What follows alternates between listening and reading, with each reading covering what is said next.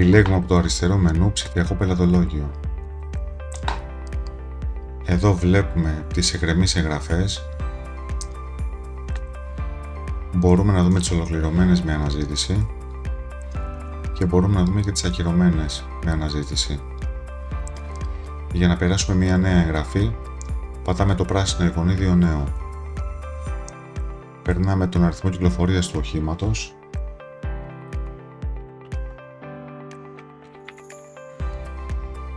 και κάνουμε υποβολή My Data. Πατώντας επιστροφή, γυρνάμε στο αρχικό μενού και μπορούμε να δούμε την εγγραφή που έχει γίνει.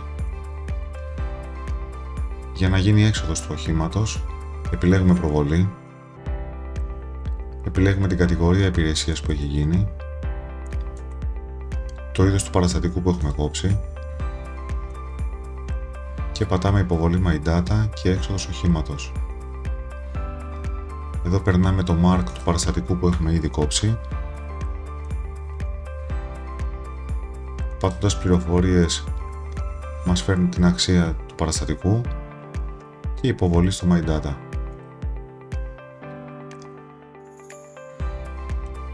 Επιλέγουμε επιστροφή και πλέον το όχημά μας είναι στις ολοκληρωμένες.